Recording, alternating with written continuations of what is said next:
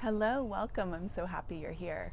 In this video, I'm going to talk about whether or not you should be imagining once or imagining once a day, or if you should be imagining all day long.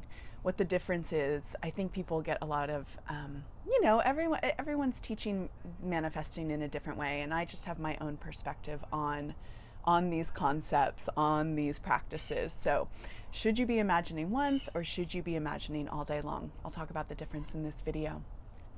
Before I jump in, please make sure you are subscribed to my channel. I would love to have you. And also know that I offer one-on-one sessions. There's a link for my sessions below, and there's also links to my self-study manifesting courses below as well. Okay, so let's jump in. Should you be imagining once and focusing on that one imaginal act, or should you be imagining all day long? Well, first of all, let's talk about what imagining is. I think that often we think of imagining as a very specific type of act. So the way I think most people think about it is like we close our eyes and we bring up a literal vision inside of our being. And, this is the way Neville Goddard spoke about this particular aspect of the imaginal act. It's like you have a scene, you're imagining in first person, and you repeat that scene over and over again. Wonderful. That's great. It's very important for us to understand, though, that imagining also includes your inner conversations. Your daily, ongoing inner conversations is also an imaginal act. Often we're not thinking about this. We just think that the visualization is the only imaginal act, and this is not true. Your inner conversations, your thoughts, the way you feel, all of these things that are happening inside of you are also imaginal acts. Okay, so that's very important for you to understand. So when it comes to imagining, should I imagine once or should I imagine all day long? Certain subjects you can easily imagine once, or you can even just have a single thought about, and it is going to manifest. So a great example for me, something that I manifest all the time, every single day, 20 to 30 times a day, I manifest the number 44. The reason I manifest this number so much all day long is not because I'm thinking about it, I'm not doing imaginal acts about 44, it's just that 44 is a number that I see, it impresses my subconscious mind, and it gets manifested out there. So one thing to realize about this is 44 is very easy for me to manifest, and that's because I don't have any resistance to it. I don't care.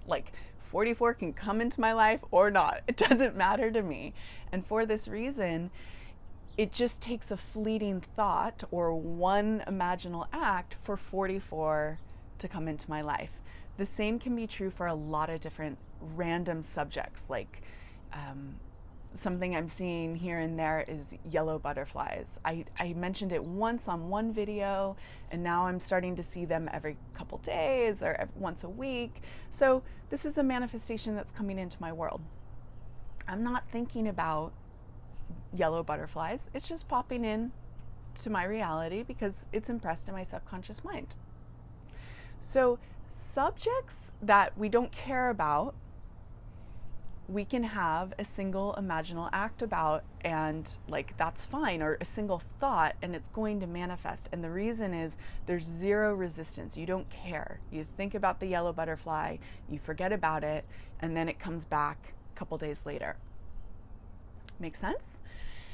So there are particular subjects, as you know, that it's not that simple because you are thinking about it all the time.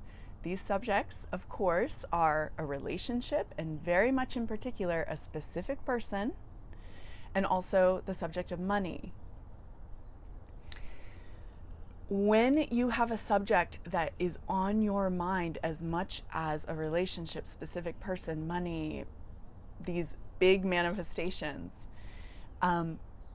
you actually have to be in an imaginal act, living in the end over and over and over and over again.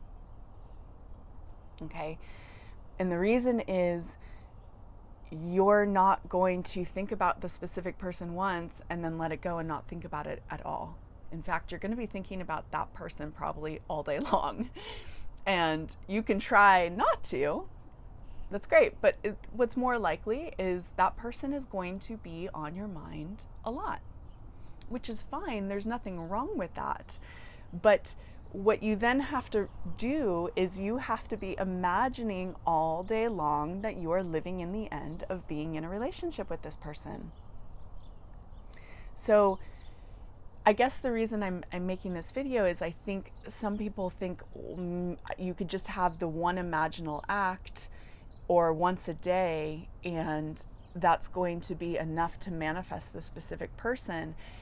But what is actually true is you can have that one very specific imaginal act every day that you do before you go to sleep, but you have to also make sure that your mental diet or your inner conversations, which is also imaginal acts, as you're having those throughout the day, you have to make sure that those are also in alignment, or you are living in the end while you are thinking about this person. So the bottom line of this video, or the point I'm trying to make, is for subjects that you think about a lot, for subjects that are on your mind a lot, you have to be having multiple imaginal acts all the time, and all of those imaginal acts need to be you living in the end result.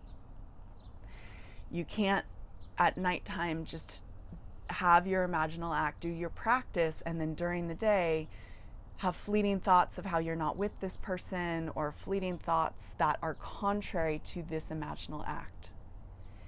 Everything that's going on inside of you needs to be living in the end for the result that you want. So if you're manifesting a specific person or a relationship, yes, great, do your imaginal act at night, but also during the day, all your thoughts, all your feelings, whenever you're thinking about this relationship, you also need to be living in the end. So essentially the point I'm trying to make is your inner world needs to be entirely saturated with the end result all day long. And it's not that you need to be thinking about this person or the relationship all day long, but when you are thinking about them, you have to be doing so from the end result. Okay, so I hope that makes sense for you. Please leave a comment below with any questions or comments. I would love to hear from you. Also, like and share the video. And thank you so much for being here. I'll see you soon. Bye.